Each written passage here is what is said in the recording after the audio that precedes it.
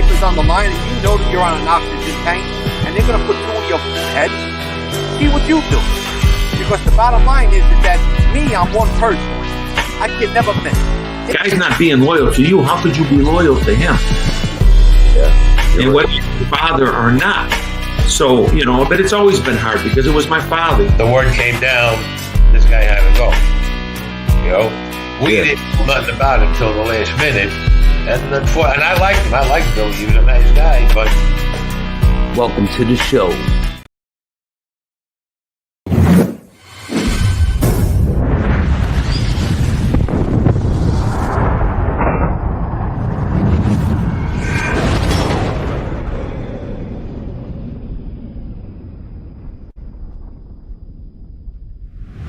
Welcome to this episode of Chattin with Staxx. I'm your host, Bill Staxx, and today I got Pat Pasqua. What's up, man? How you doing? What's up, Staxx? What's going? I'm doing great, man. We've been waiting to do this interview, and it's gonna be really good. People are gonna enjoy this. Yeah, well, right now I'm chatting with Staxx. I appreciate that. I'm honored. Thank you. So, do you want to tell, before we get started, make sure you guys hit the like, subscribe, and notification bell so you can get my videos every time they drop. So, do you want to tell the people who you are and where you were born and raised? My name is Pasquale Patty Pontiac Jr. I was born in East Harlem on Pleasant Avenue, and pretty much I was raised there as a kid. Not as a kid, we left there early, you know, because my father had to take off. But I came back to the neighborhood years later and was there for over 20 years, seen everything that happened. I don't know if anybody ever heard of Pleasant Avenue Correction Staxx, but remember I sent you the book? Yeah. That is what they call the holy grail in my books. You cannot, a paperback is going to go for no less than $100. And you've seen the other one, $400 for the hardcover. Yeah, that's insane, and I'm gonna work on getting that book, man. So if anyone wants to donate towards the Mafia book, please hit the Cash App so we can get that book, and I can get some more information out there for you guys. Yeah, did you see that? What's his name? They put the book he put out, Scott Deitch. No. Hitman. It's called Hitman. The Mafia, Drugs, and the East Harlem Purple Gang. He did that a couple of years ago. All right, East Harlem, let's go back in the day. My parents were both born there. Me and my brother were born there. All right, Pleasant Avenue, back like even when my grandparents came in the early 1900s, from Ellis Island, everybody, a lot of them made their way up to East Harlem back then, over there in those days. You know, and from the turn of the century up until maybe the 60s or late 60s, Pleasant Avenue was the most populated Italian community in the country. Over 100,000 residents from 100th Street and East River Drive to 125th Street and 5th Avenue. You know, so it was crazy. And how my father grew up with his brothers, they were very poor, you know. And, your father was involved with the life, right? Yeah, my father was. Him and his brothers, they were kids. Let me tell you how this happened, and we can get into it. They grew up dirt poor, man. You know, there was six brothers and one sister. There were seven of them. And my grandma, you know, she didn't work too much. She was taking care of the kids. My grandfather was a scaffold builder by wood back in the day, you know? Yeah. And now all the kids, they coming around, you know, hanging out in the streets, you know, they see my grandfather come home. And, you know, he's miserable and everything, you know, he's drinking. So, like, he was trying to get them to go to work. So they would be out on the streets, seeing what was happening. Climbing through people's windows and robbing shit, you know, robbing the old Italian markets on the street back then with the peddlers. Yeah. With the carts. Yeah, they used to go over there and rob everything. And things like that. You just grab shit and run, right? Yeah, they had nothing, you know. I mean, they'd walk around with holes in their shoes, you know. I mean, And so how was he presenting? How was he able to get money besides the scaffolding job with all those kids? How was he able to take care of his family?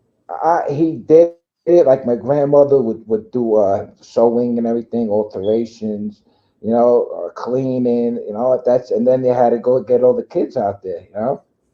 So when they were going out in the street at first, my grandfather thought they were going to do something honest, like go fucking do some electrical, carpentry, plumbing work, or laboring work. Nah, man, they hit the streets because as kids they were sitting there and they watched everything and got to know everybody in the neighborhood.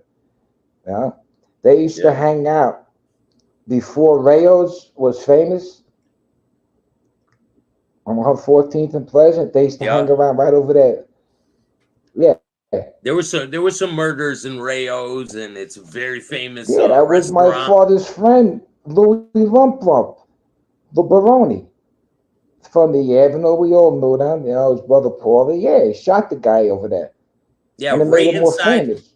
Right inside the restaurant, right? It's right inside. That place only has 10 tables and a bar with 6 or 7 stools and a kitchen. That's it. And you have That's to how pay. big Rayo's is. You have to pay cash or something like that, right? No, they sell the tables. Oh, so every year, so they might charge you. So I've heard the tables. So it goes out, like it goes out. You have to reserve a table for. No, you buy a table there. You buy it. Yeah, you buy a table. Like I heard the tables over there going for $100,000. So you have that table 5 nights a week, Monday through Friday, right? For the whole year. Why would you pay? Would you pay that kind of money for a status symbol, so people can look at you? No, but these people that go in there, they're all stars and fucking gangsters and everything, Yeah. And they get catered to. Yeah. I mean, you can't get in that place, man. You know what I mean? They turned down one day, Madonna went there and tried to walk in. Nah, she goes, oh, they go, we don't care who you are. And they told her to leave. So when did you start noticing that your father was involved with this type of life? Let me tell you that I was a kid, right? This is what happened. Let me explain to you. My father, right?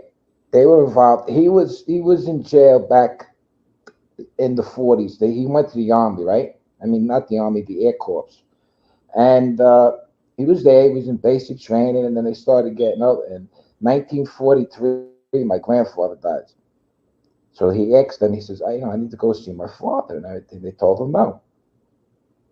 He's like, are you fucking kidding me? So what he do?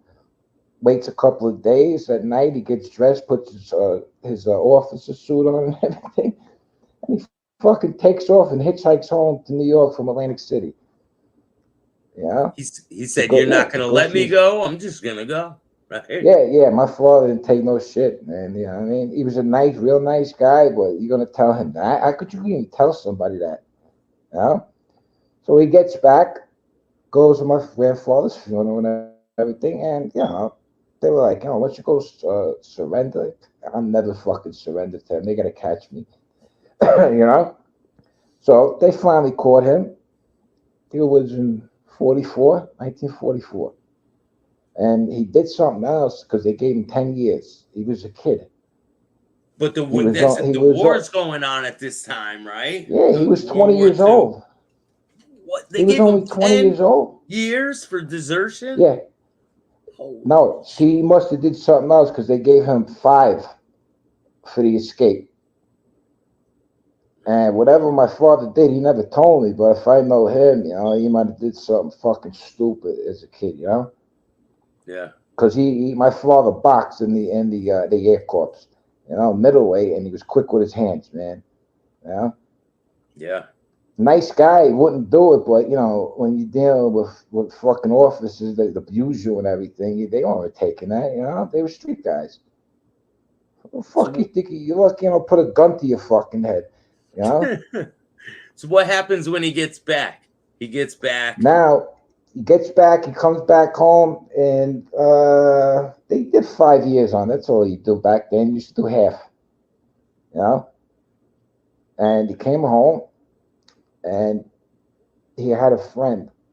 His friend's name was Danny Lesser, Munzagi. He was a big heroin supplier in the neighborhood, you know. So my father gets back, you know, and he says, shit hasn't changed, you know.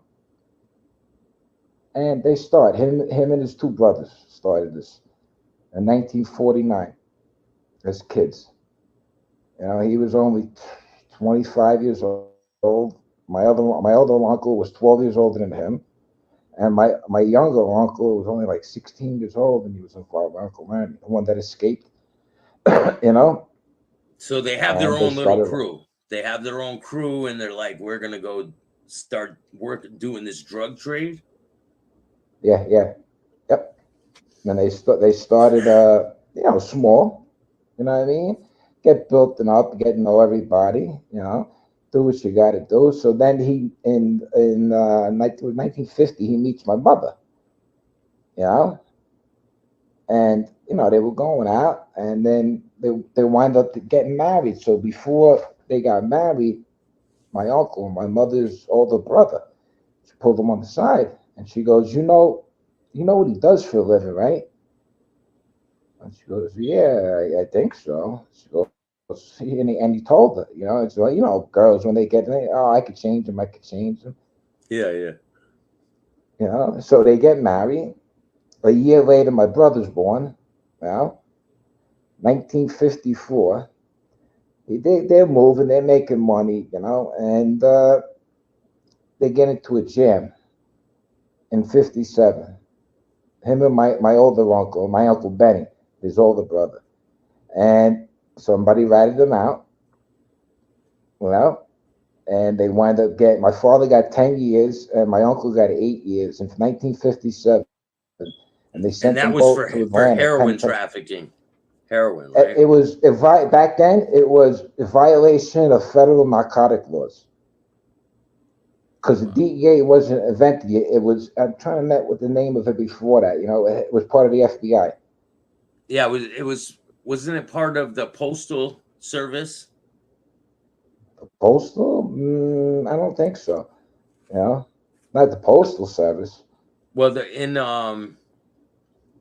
in what was it, Cleveland, the Postal Service was started investigating the Black Hand, and William Osfield, he's the first ever FBI agent or federal agent, and he did the first mafia takedown in Cleveland, I believe it was in the 1800s. Bomb City over there.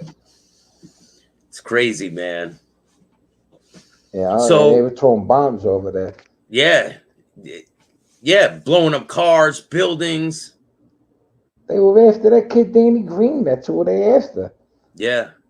When you're growing up, does your father have like a rabbi? Does he have a person that he goes to and kicks up that's involved with the five families? Actually, no. This is what happened. My father, right? Back in the day, he was friends with Fat Tony Solano because Tony Solano was right around the block on 115th Street, 416 East 116th Street, the old Palmer Boy Club. No, they were close because Tony didn't like being involved with that shit. He always used to tell people, don't fuck with the junk, you know, go steal because it brings too much time, you know. So, you know, back in the day, and, you know, back when they used to make money, you know, like Christmas time, you know, like once a year, you know, they would come bring them 15, 20,000, just out of respect, you know, and, you know, they used to meet, you know, like give them the money, but they were renegades, you know, they were mob associates, but they were renegades. They did their own thing, and they used to have guys, all the wise guys in First Avenue, all the Genovese guys, the little Casey guys, they used to come down because they were brokesters back then. I mean, not brokesters, but, you know, they all gambled. They made money. They were degenerates. So they needed to make money quick. Yeah. You know? They needed to keep the hustle going. Yeah. They were giving them shit, you know? Your father, when he was doing all this, what was the first like situation that stands out in your mind when you were a kid watching everything going on? Right. I was a baby, you know, and we had to get, like I said, we had to get out. They tried to kidnap my father, you know, because they had back in East Harlem and in the city, they had these guys that were targeting all earners, you know, the For guys were what? To making money on the street, grab them to see if they could get snatching them. ransom? To get ransom Yeah, for them, yeah. right? Yeah, the first guy they grabbed was a guy named Whitey Marsh from East Harlem. You know, he was a street guy. They grabbed him, they held him for ransom, and he wound up making them out who they were, and they killed him and cut his fucking head off. You know, to get rid of him. Were their bodies popping up all over the place in the neighborhood? No, they only killed him. Then they kidnapped my father's friend, Jerry Zeffondino Chedaz. They kidnapped him once. They think they got him maybe for 100,000 ransom. Like 2 months later, they grab him again. He has him in the car, and they're going, you know, take him where they're gonna hold him. They stop at a red light. A fucking police car, New York City fucking marked car pulls up next to him. He opens the door and walks away. You know? Yeah, and they can't really chase him because the cops are there. So what are they gonna do? He stood right by the fucking police car. He was asking them what time it was, you know, and then I don't know where I am, you know. That's But crazy. he got man. lucky, and then they came after my father in 1966. I was 6 months old, and that's how they went to grab him. He was coming out. We had on 73rd and 3rd Avenue. My father had a big restaurant bar called Grandma's. You know, he had built this is he built it in '64, and everybody used to hang out there. You know, it was a crazy place. So he used to close up at night. One night he's closing up about 4 in the morning, and he walks out to the car, gets in the car, and all of a sudden he's starting the car, and he hears like a tapping at the window, and he looks up and he sees a badge, a federal badge there. Yeah. When they're going, all right, Pontiac, we got you. You got to come with us. We got to question you. And right away, my father knew, he just had that inkling. These guys ain't fucking right, you know? So he goes, all right, he goes, listen, he goes, I'll follow you. Get in your car and I'll follow you, you know, to where you're going. And they fucking took the bait. You know? But before that, the guy, when my father was sitting there, he was hassling with him. And my father started putting the car in reverse and started moving it back and forth. And all of a sudden, he hears the thing that he heard was clicking. The guy had a fucking gun underneath, and he put the gun to the window. And that's what my father told him. He goes, I'll meet you. Just follow me, you know? And then he just And burned he off. just fucking took off, man. You know? And that's when he said he got out of there. He got rid of them. You know, they lost him. And he came back to the neighborhood. That night, got my mother, me, and my brother, and we left.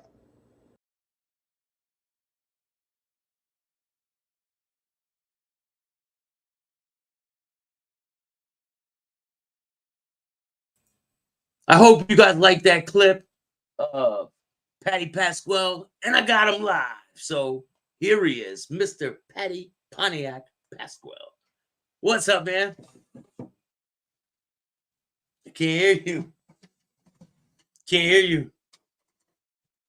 I think you're muted.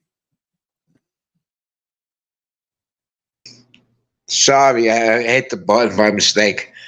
You hear me now? Yeah, man. How you doing? All right, just hanging out. You know, just another Friday night. You still didn't change the battery. Fuck that! I'm fucking. That's my last thing. You know that it's ridiculous. I got my nephew's coming to New York tomorrow. Oh, shout out to your nephew, man. Vinny's home, yeah. He's taking the whole family, man. They're going to see Beyonce at the Meadowlands. They got a big concert up there, right? Yeah, and then he's got to go. He's got to go see Pap and Remy down at TuneCore. The Gigolo lift outside of Rayo's, August 13th. Yeah, the new Jill, August 10th.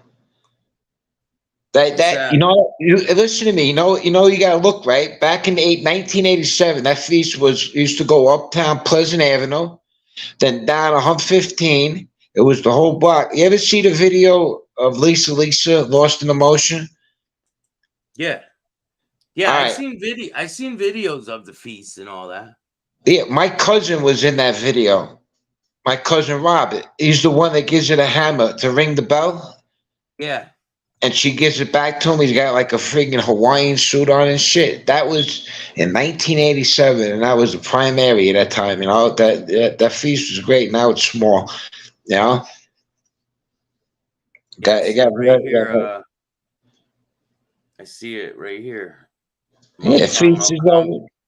Mount Carmel, yeah. Yeah. That feast is over 100 years old. Yeah, they carry the saint through the street, yeah, they right? well, they bring out what they call the Madonna, but every 25 years they bring the big one out, you know, and the thing's like maybe 30 feet high, and they carried it around the block. And it's really heavy, right? They got all these big muscle dudes carrying that thing, and they can barely carry it. Yeah, they got it on what do you call plywood and everything.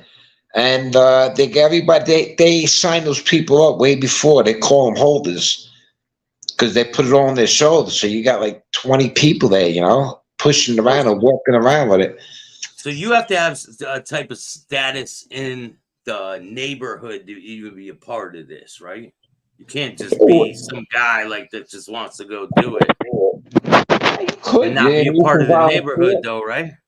Yeah, you can volunteer your time to the church. You know, the church will take all the help they need, you know. But it ain't like it was, bro. You know, that area now, it is all yuppies up there, you know? And, you know what I mean? It's not like it was. Yeah, there you go. What's that thing made out of? Huh? What's it made out of? It's porcelain. It's made out of, and that thing is about 125 years old. Porcelain and plastic, and you know what I mean? But the top, she's all porcelain on the top, the Madonna, all the way on the top over here. Yeah, that's wild. And then people stand on it, and then people carry it with people standing on it too. What are you gonna do? You know? I mean, no, you know what they do when they come around, right? Everybody, ever see the saints, the paper ones you put over your head, and it's got the picture of the saint, like it's like a double. It's like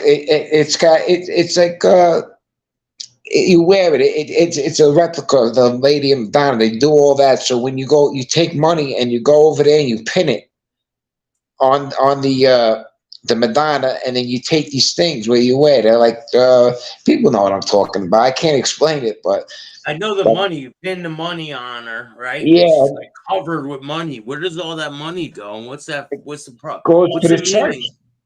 All that goes to the church. Money, yeah. Functions and things. Yeah, I mean, years ago when it should be coming around, like all these guys would be pinning $100 bills on there, like it was nothing, you know. Back in the day, I got a really old picture of it, and then side by side with a new picture of it. Yeah, that's an old feast, man. That goes back, man, about 125 years. It's just as old. Rayo's is just as old as that church. Imagine that. Wow. Look, here it is. Yeah, that's it. And it's the same one. That's the same one. It's been around all the 125 years, man. Because that's a beautiful church, that Mount Carmel, man. You walk in, like the neighborhood that you're in, right? And then you walk in, and then you just look up, and it's like, it looks like the 16th chapter. There you go. That's it. This is it, right? Beautiful church. My parents got married in there. Me and my brother Gary were baptized in there. You know? Yeah, my church is kind of plain, but it still has that ambiance of wow, you know. Yep. Yeah, you walk in there, you're like, where did I go? I went from the friggin' gutter into the heaven. Yeah. Yeah, like even the really old churches, the plainer ones, they still have like character.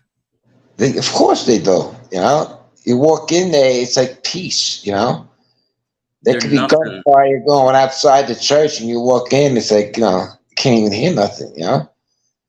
Yeah, there's absolutely nothing like it, man. No, it's good. You know, but it's peaceful, like you said. You know. And then the Saint Gennaro feast is later on, right? San Gennaro feast is in September, like first week of September, right after Labor Day. The Grand Marshal of that one is Baby John DeLutro. Oh, you got a woman there. My friend's they down got there. a woman this year. Yeah.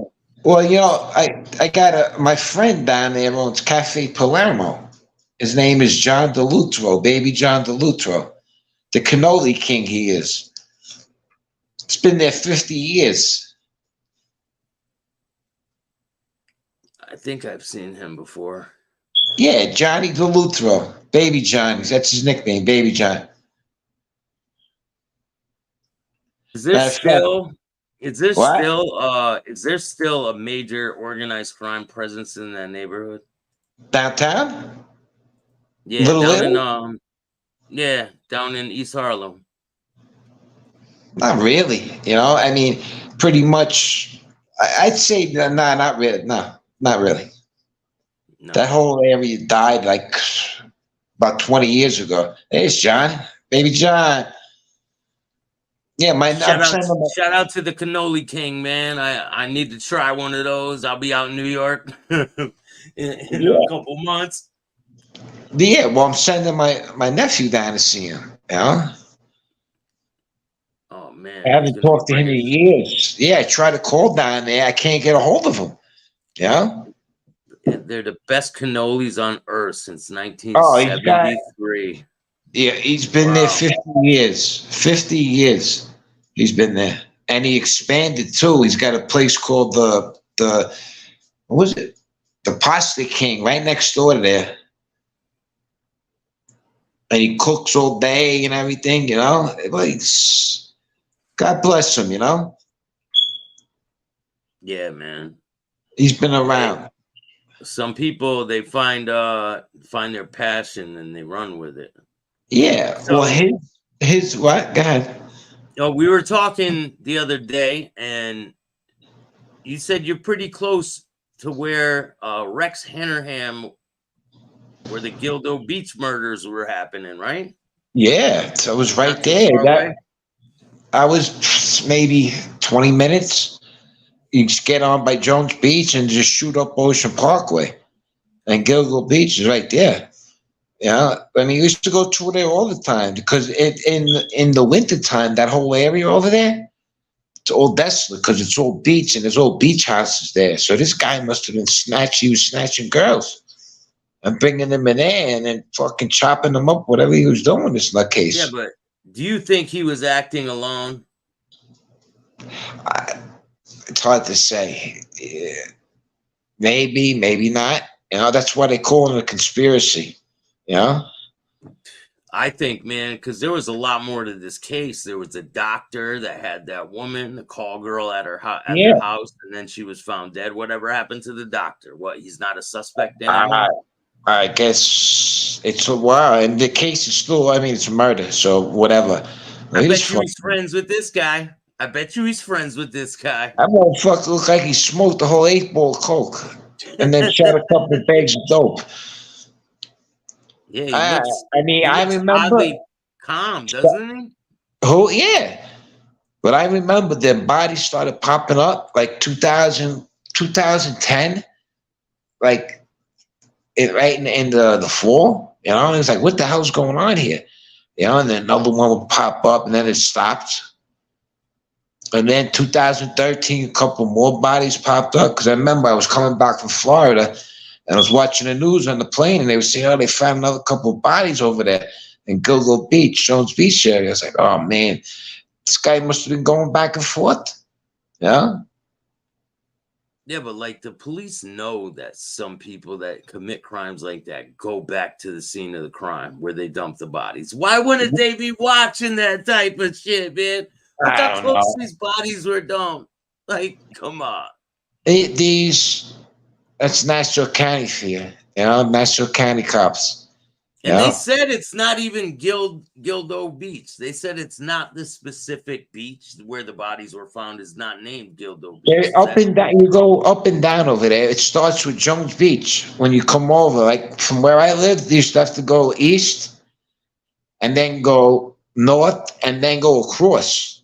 Yeah, so it was a stretch from Jones Beach all the way up to Robert Moses State Park, and then it goes across the bay. So that whole area over there, it's like 30, 40 miles. And there's nobody there in the wintertime after the season, the beach season. 9 victims there were. Yeah. And look at his eyes. That's the composite sketch on the bottom right, right? Yeah. Look at the eyes, right? Yeah. And now look at his eyes. His eyes are horizontal more. And his eyebrows point in. Look at his eyebrows. Yeah, but just a quick composite sketch. It looks similar. The eyes. Yeah, you could see it.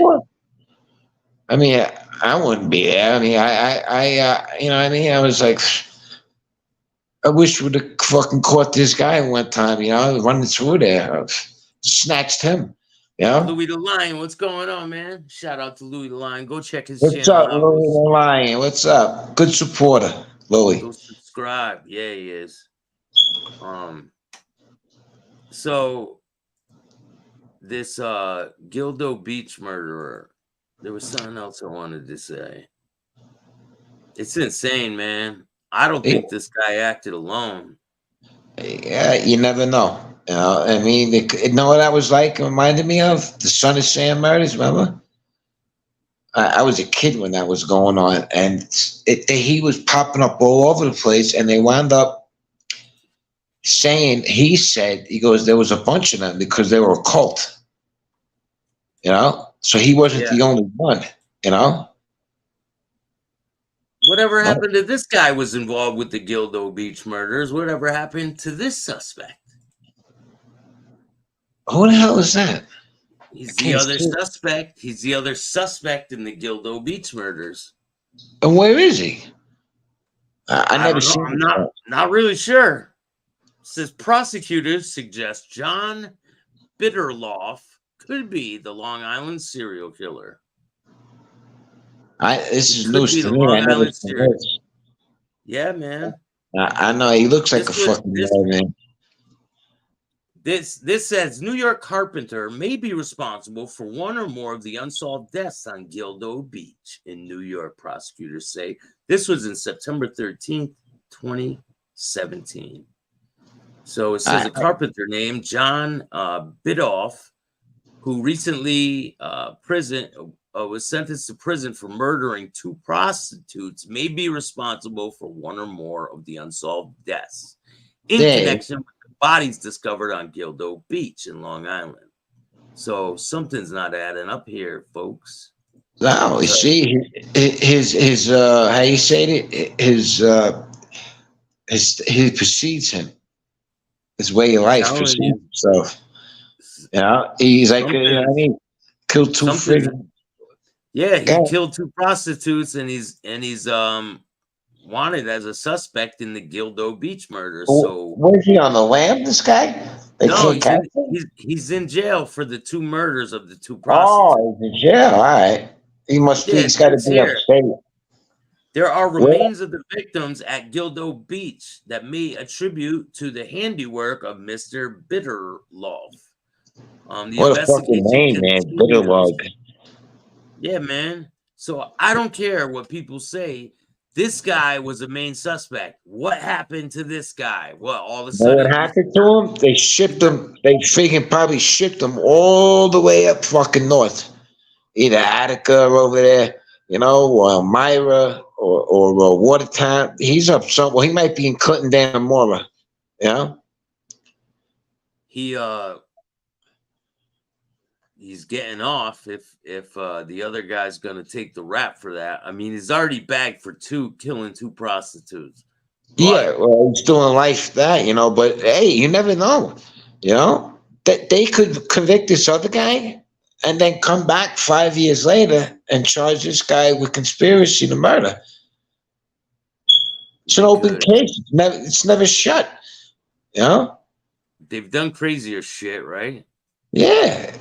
Hey, murder. I mean, murder used to be the only crime that had no statute of limitations. Now you got kidnapping, which you can't blame them. You know, it's a federal case, and in some areas, skyjacking too. You know. Yeah, fuck all that, man. Fuck all that. I don't know if you remember back, and you weren't even born. You ever hear of DB Cooper?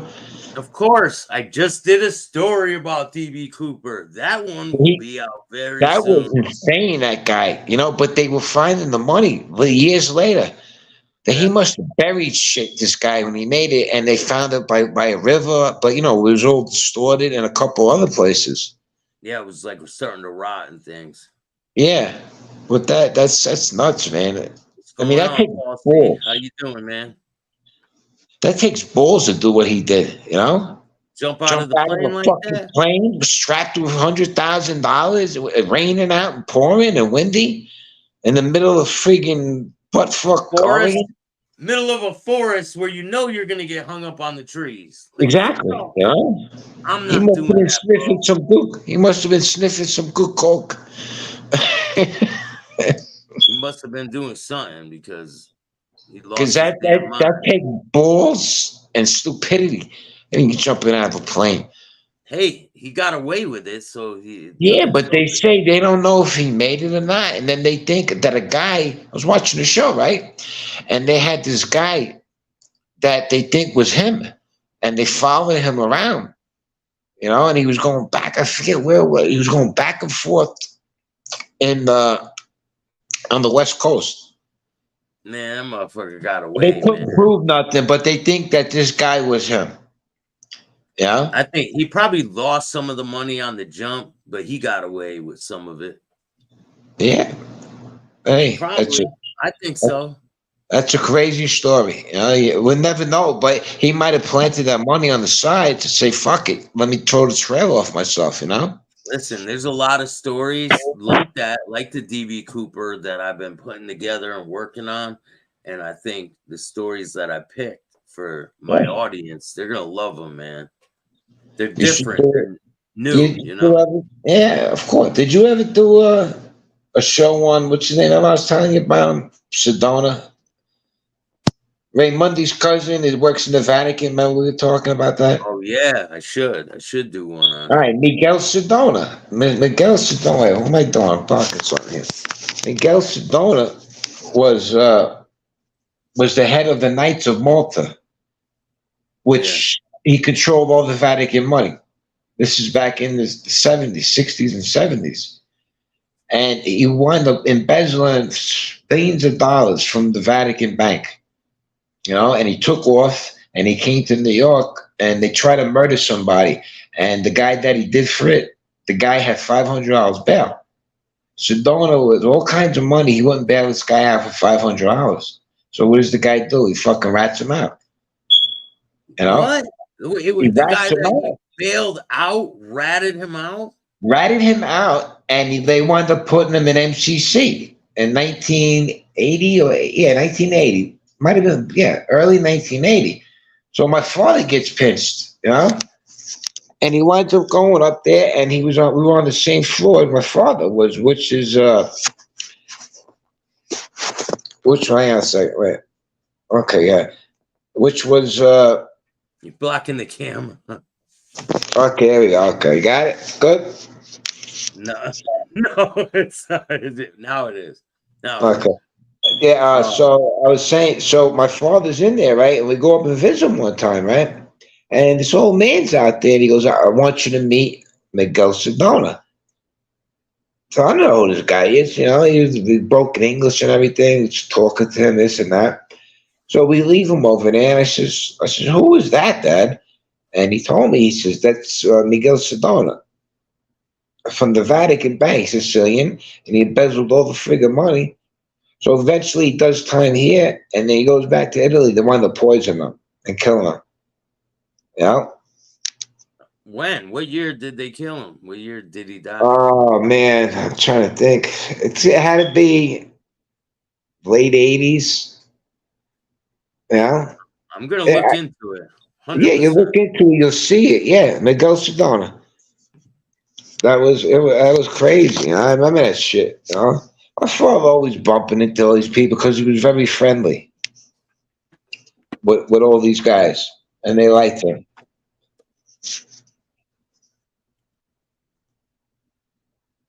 I got the Zoom on here. Okay, here we go. Oh, now I see. Okay, now it's back to regular. It's all good, man. What, are you sleeping? Yeah, I'm almost ready for sleep, man. I've been fucking working since like 4 this morning. I'm done. I'm ready to pull the plug, bro. But I appreciate you taking the time, man. I appreciate you coming on and taking the time. And we got a lot more shows that we're going to be dropping with Mr. Pasquale Pontiac.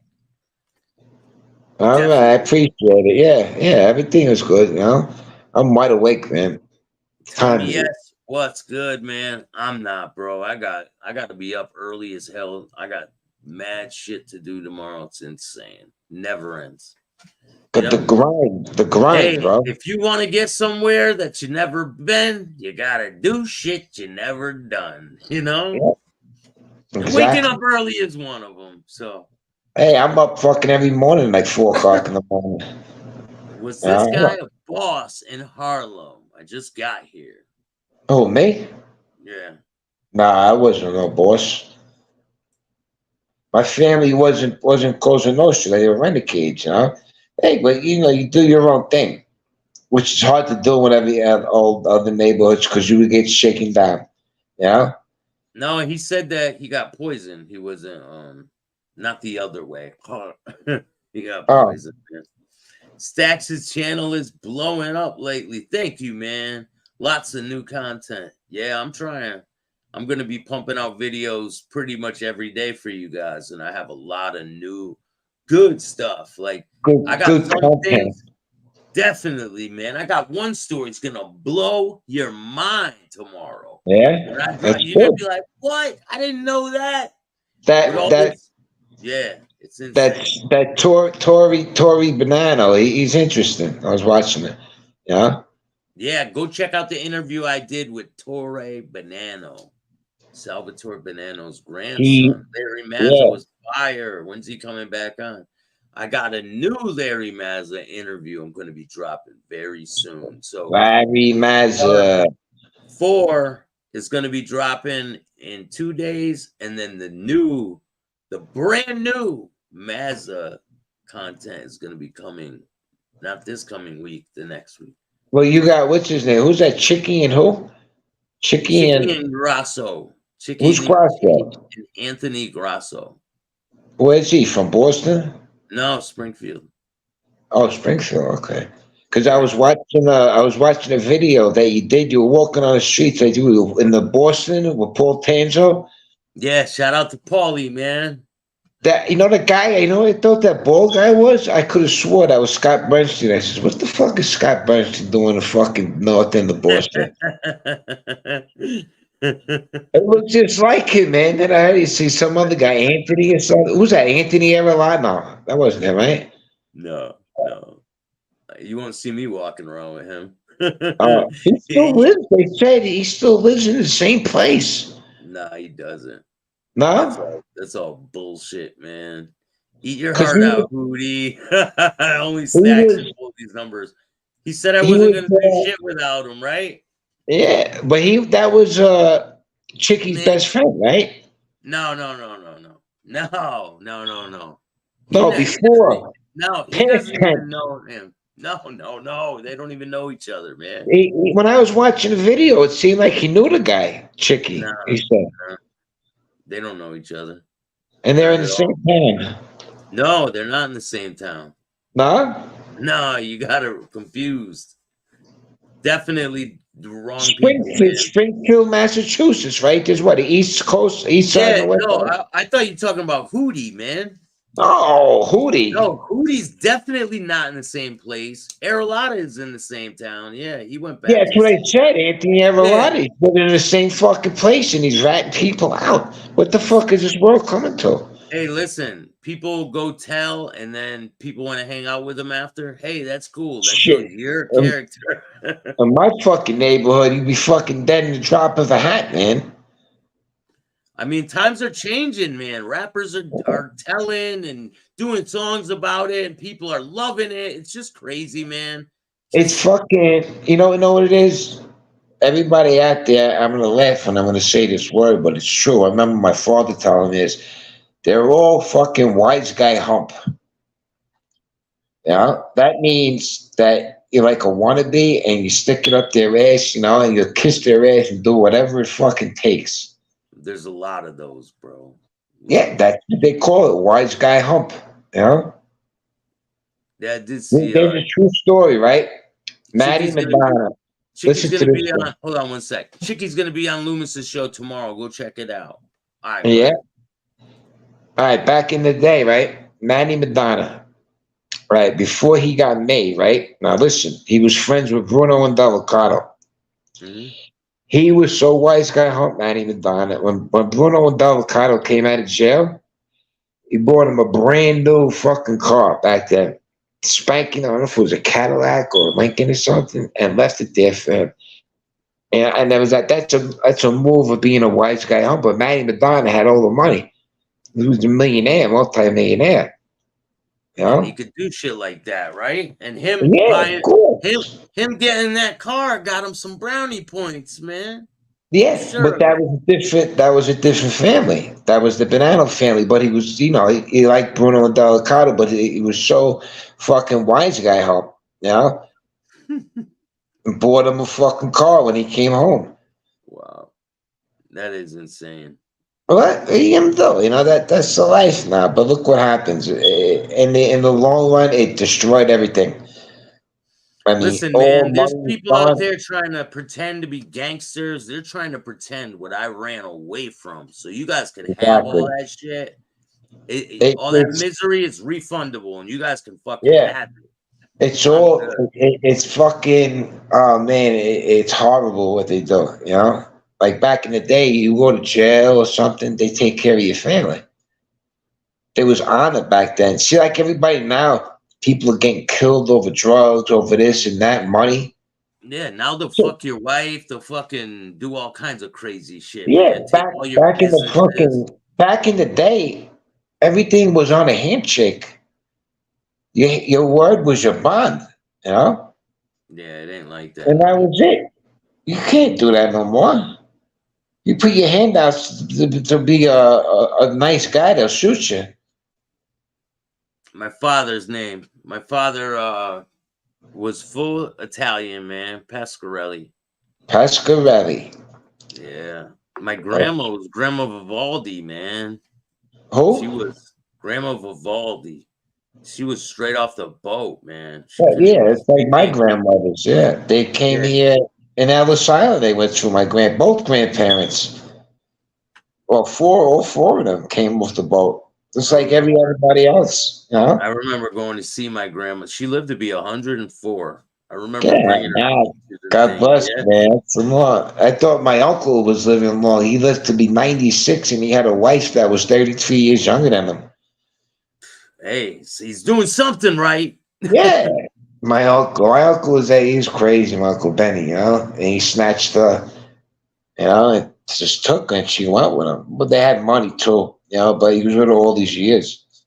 Yeah, well, money can help you along there, Oh, yeah, they were throwing money around like it was nothing. I mean, I wish I had the money that my father and my uncles used to go and leave tips. Like back in the 50s, 60s, and 70s, they would leave $50 tips, and my mother would look on the table and start flipping out on my father. What the hell? I got to work a half a week to make that, It's crazy how much things have changed. Yep. Throwing shit around, man. And then, like I said, I wish I had back the tips they had given out. Money, everybody lost everything, Gave him money out, nobody paying back, and then when he's locked up, I got my father's money. Oh, I paid him. You don't pay fucking nothing. Yeah, they try to do the okey doke shit, man. Say to my fucking face that you don't want to fucking pay. They won't say that, But yo, I appreciate you, man. I gotta go to sleep, man. I appreciate you. Make sure you guys hit the like, subscribe, and notification bell so you can get my videos every time they drop. You want to give anyone a shout out before we go? My man out there, who's out there? Mikey Maley, my man Jughead, I love him. That's my brother, And Lena and Sean and all Long Beach and New York City. I love New York. I miss it. It's and my his nephew. smoke detector. It's his smoke detector. He'll change the battery by the next time on the show, man. You know what was funny? Listen to this. I just want to tell you something. I had two of them. That's a carbon monoxide one, right? I had one on the wall and one in the door. I thought the one was chirping on the wall, so I grabbed it. You can't open it. I go to open it. You can't. It's hardwired. It's hardwired. Yeah, right? yeah. So I got to get a new one. So I took the wrong one, and I'm hearing them going, wait a second, And I was funny. I was looking in the chat room the other day. Somebody goes in the chat room. They go, "Do you hear a chirp going?" Yeah, it's like an Easter egg hunt for your fucking. Yeah, exactly. Well, I apologize for that. I got to get them to come in and replace it because it's hardwired right in. It's all good, man. You'll figure. There it goes. Yeah, fuck it. I'm an electrician. I'm an electrician for 30-something years. I think I could figure that out. That's our cue, man. I appreciate you, man. And, all right. I look forward to having you on again. Have a great night, man. I hope everyone has a great night. Enjoy. Have a good night. Have a good night, everybody. God bless. So you can get my videos every time they drop. And if you don't like it, too fucking bad. Start your own podcast. And remember, don't be a bitch. Peace.